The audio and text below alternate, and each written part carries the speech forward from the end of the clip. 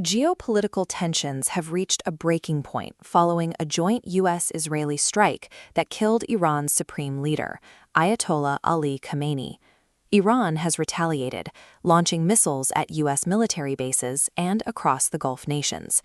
While the missiles fly overhead, the region's primary global vulnerability lies below, a 21-mile-wide stretch of water known as the Strait of Hormuz.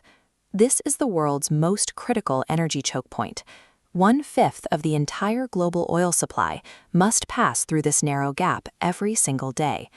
Markets reacted instantly to the threat of the strait closing. Brent crude oil, the global benchmark for oil prices, spiked toward $100 a barrel. This jump creates a supply shock.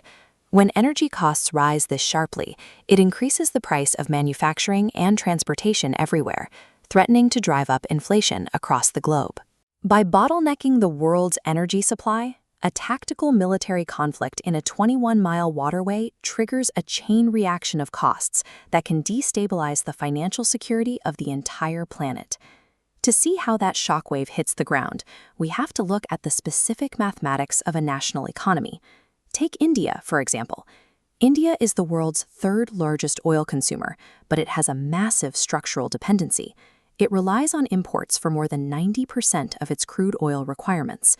For every dollar the price of oil increases, India's import bill rises by approximately 16,000 crore rupees.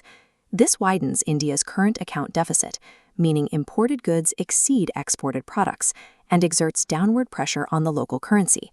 For an import-heavy nation, a foreign war acts as an unavoidable domestic tax that quietly drains national wealth. The stock market processes these risks as a filter, immediately identifying which companies are most vulnerable to the crisis. Infrastructure and tech giants like L&T and TCS saw their values drop immediately. Both companies have significant project pipelines in the Middle East that are now facing indefinite delays. The aviation sector is also a primary target. As jet fuel costs skyrocket, the profit margins for airlines can evaporate overnight. However, panicking investors also create winners. Pulling money out of risky stocks, they flood into safe haven assets like gold, driving its value to record highs.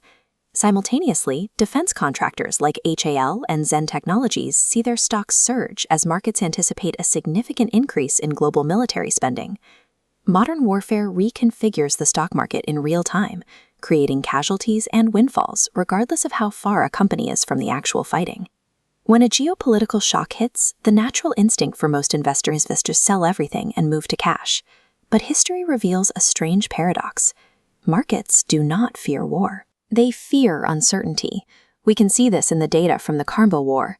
The Nifty index dipped when the initial news broke, but it aggressively rallied 16.5% just 1 month later, once the actual scope of the conflict was understood. This pattern repeats even in the largest conflicts.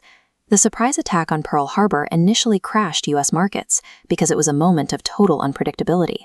But as the U.S. mobilized, the government issued massive contracts for steel, coal, and textiles.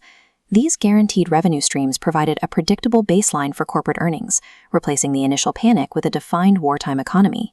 The S&P 500 ultimately rose nearly 17% during the war years. The unpredictable lead-up to a conflict destroys wealth through fear, but once a war begins, the defined reality allows markets